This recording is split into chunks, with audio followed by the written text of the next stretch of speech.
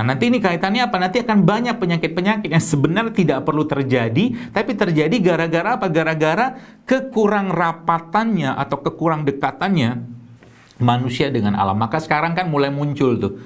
Kita lihat istilah apa tuh ya? Healing.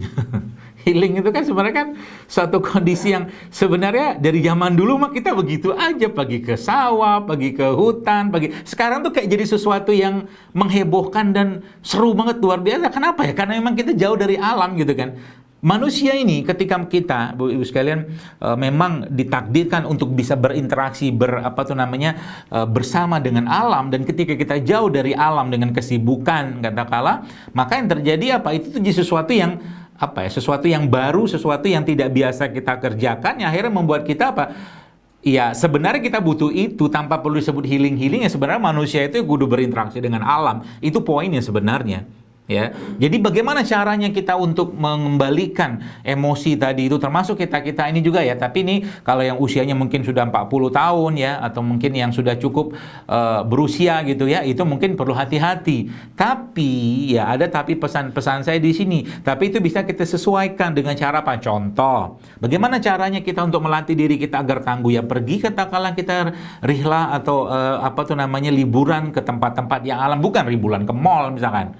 Anda katakanlah pergi ke sungai, lihat sungai, katakanlah lihat hutan, katakanlah naik gunung atau ke pantai, berinteraksi dengan alam, itu salah satu cara. Dan di alam akan mengajarkan kita berbagai macam hal sehingga kita menjadi manusia yang lebih tangguh. Itu sebabnya salah satu yang bisa kita kerjakan misalkan untuk melatih jiwa-jiwa itu ya adalah dengan cara misalkan ibu-ibu, saya nggak tahu di Dumai harusnya sih ada ya, ada tempat perkemahan atau camping atau tidak gitu. Kalau daerah Jakarta ini kan banyak nih, itu kan camping gitu kan. Jadi kita masak sendiri, segala macam gitu kan, dan itu bisa dijadwalkan sebulan sekali, dan latihlah jiwa kepemimpinan atau jiwa leadership anak-anak katakanlah kita sendiri di situ, dengan misalkan kita trekking ya, atau kita pergi ke sungai, atau kita berinteraksi dengan alam gitu kan. Jadi misalkan nih, kalau saya misalkan ngajakin anak-anak ya, termasuk saya juga pernah suatu hari itu saya ya, karena memang lama tidak berinteraksi dengan makhluk-makhluk di air ya, maksudnya bakteri-bakteri gitu kan. Suatu hari saya pergi ke